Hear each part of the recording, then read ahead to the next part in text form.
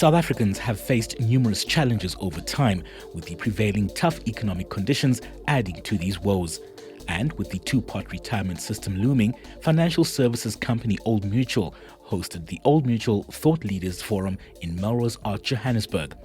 The forum sought to provide a platform through panel discussions to discuss both local and global challenges around retirement reforms and how retirement investors could improve their strategies in order to retire comfortably. Dissecting the theme, Lessons from the Best Pension Systems in the World, Old Mutual's Prabashini Moodley shared some key insights from this discussion.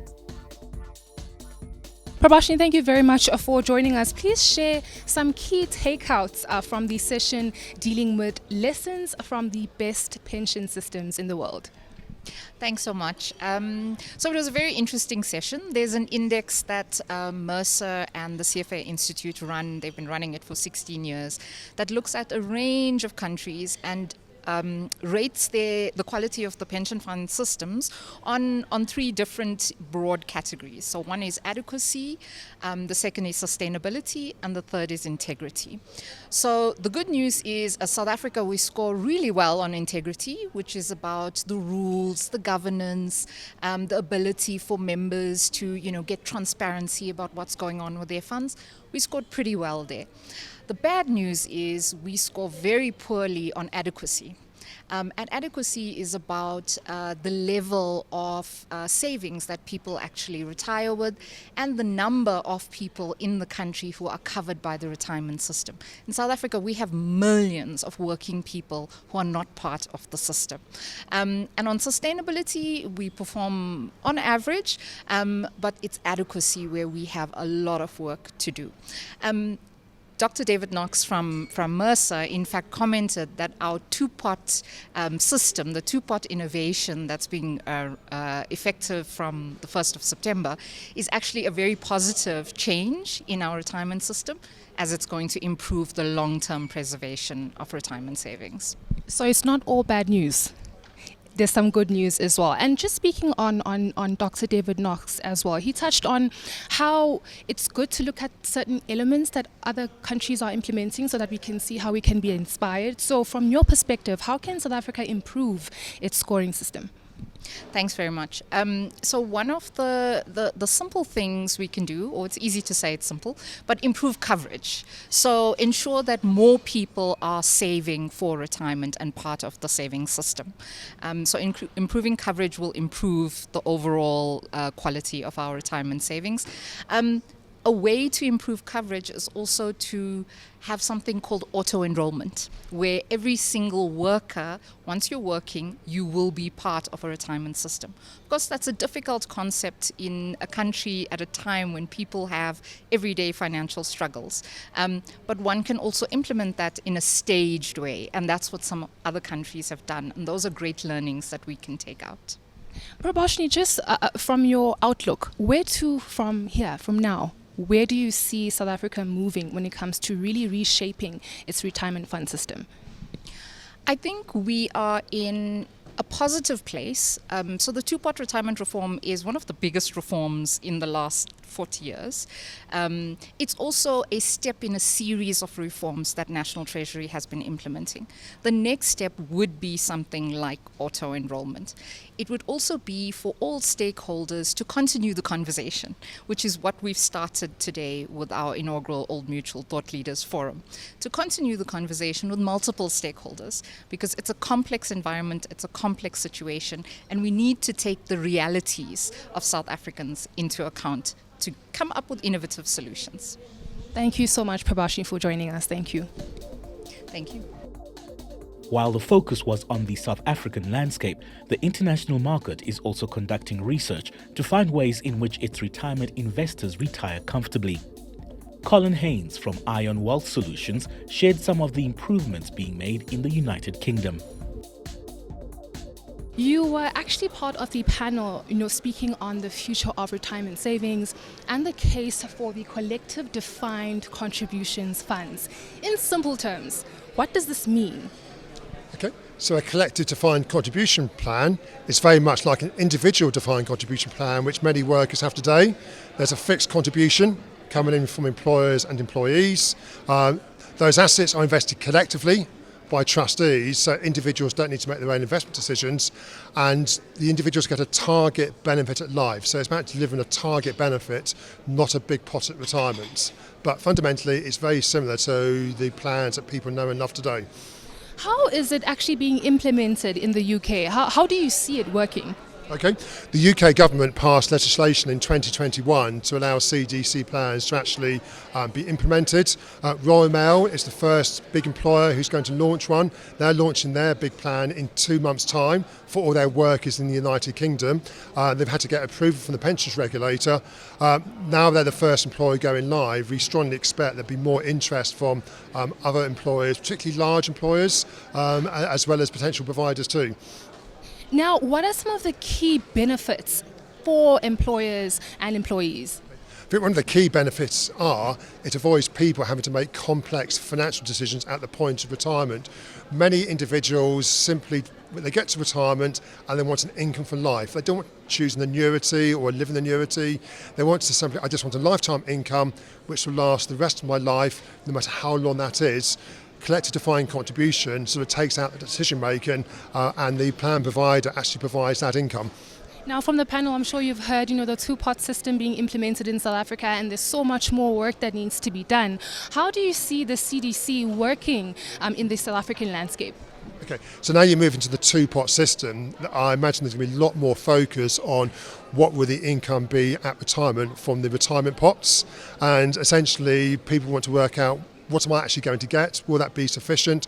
How do I make decisions? So the mere fact you've taken the big step change now to go to the two-pot system, individuals, providers and employers will going to soon start asking, is the retirement pot going to deliver what people really need at retirement? Well, thank you very much for joining us, Colin. You're very welcome. Thank you. The future of work was also put under a microscope, and Samad Masood of Infosys Knowledge Institute shared some of his observations regarding the intricate balance between the future of work and the relevance of the retirement industry within this future. Samad, thank you very much for joining us. As someone who has designed and really pushed in terms of the research when it comes to the future of work, can you please share some key trends when it comes to this? What are some of the insights that we need to look out for? Thanks. Well, the main thing I'd say is that we have to accept that hybrid working, flexible working is not going away. That's how most people are working today, and it's not necessarily just a white collar thing. The vast majority of employees at all levels don't work in a standard office. They might work in a laboratory or a hospital or in field sales or as an engineer. And really, post-pandemic, companies have started investing so much in digitization to manage their employees. One of those trends now is to increase automating and modernizing their systems, and increasingly adopting AI as well and experimenting with it in order to better engage with their employees, improve their ability to collaborate, and improve their ability to be productive while they're working in a hybrid work environment. Some researchers may say that South Africa is a bit slow when it comes to digitalization, but how can companies, organizations and businesses, adapt or create policies in order for them to sort of adapt to this changing landscape?